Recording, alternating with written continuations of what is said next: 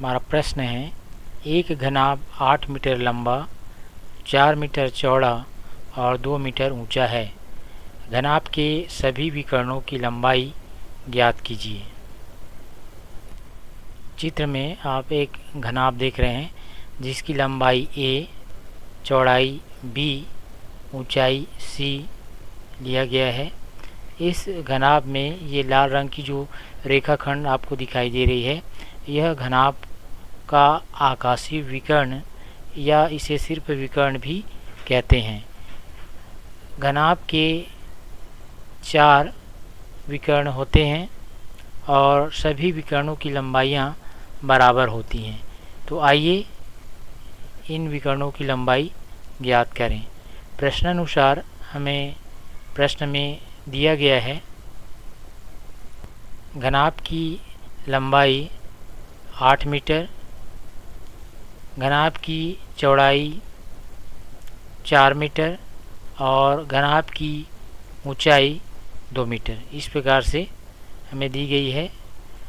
अब चूँकि हमें घनाभ के विकर्ण की लंबाई ज्ञात करना है तो हम उसके सूत्र का उपयोग करेंगे। घनाभ के विकर्ण की लंबाई बराबर वर्गमूल a वर्ग धन b वर्ग धन c वर्ग। यहाँ पर हम क्रमशः a, b और c के मान रख देंगे। मान रखने पर अगला पद प्राप्त होगा वर्गमूल 8 का वर्ग धन 4 का वर्ग धन 2 का वर्ग।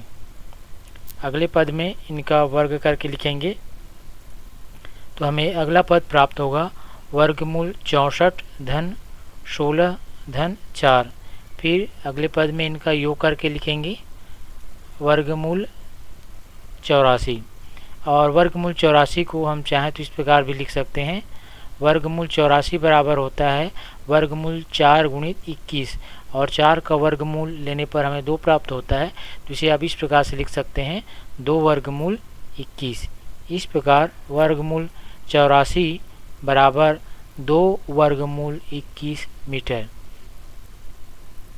चूँकि घनाभ के सभी विकर्णों की लंबाइयाँ बराबर होती हैं, अतः हम कह सकते हैं दिए गए प्रश्न में घनाभ के सभी विकर्णों की लंबाई 2 वर्गमूल 21 मीटर होगी। तो इस सवाल को हम इस प्रकार से हल कर सकते हैं।